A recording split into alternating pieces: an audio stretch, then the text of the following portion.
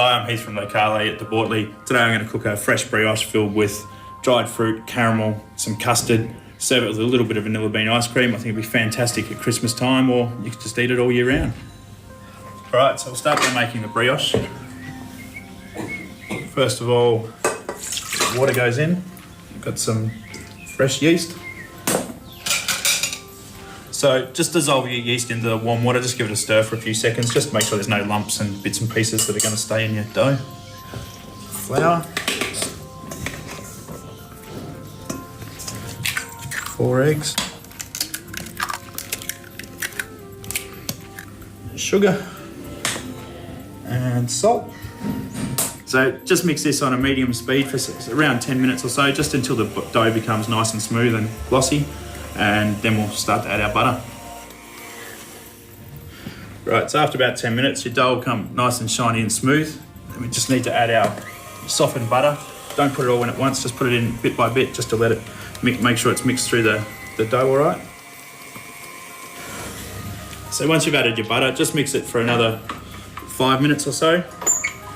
You'll have a very soft dough. Cover it with some Glad wrap or something, stick it in a nice warm place, let it prove to about double its size. Might take an hour, 2 hours, depending how warm it is, and then it'll need to go in the fridge for a good few hours to get it nice and cold and make it easier to work with. Get your dough out of the fridge, you'll find it's become nice and firm and a lot easier to work with. So I've just got some little molds here. Get yourself a bit of butter. Now, to fill them up, I find about a 60 gram portion works best. So just break off a piece, just roll it into a nice ball.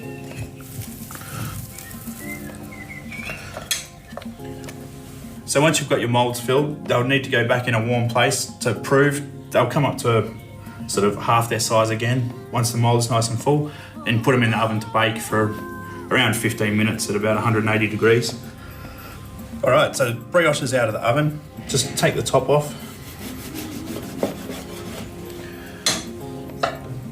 Hollow that out a little bit. And that's where we'll put all our caramel and custard and fruit and things. You'll find when you pull it out, your brioche should be nice and light and fluffy and airy, nice and buttery, have that real sort of buttery, croissant-y kind of flavour to it. That's ideal. Leave your tops nice and full so you get a bit more of the brioche in the dish. So to do your fruit, a nice warm pan, not too hot.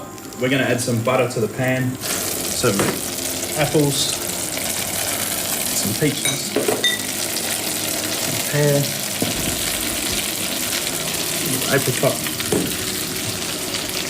So let them heat up and cook off in the butter for a little bit.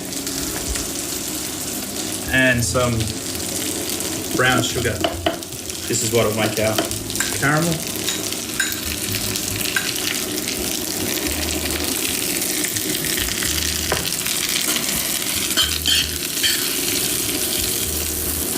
Caramel's starting to come on now. I'm going to add a bit of cinnamon just for some spice.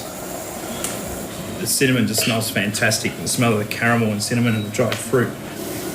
It's all starting to melt together. Starting to get a nice caramel there, a bit of cream,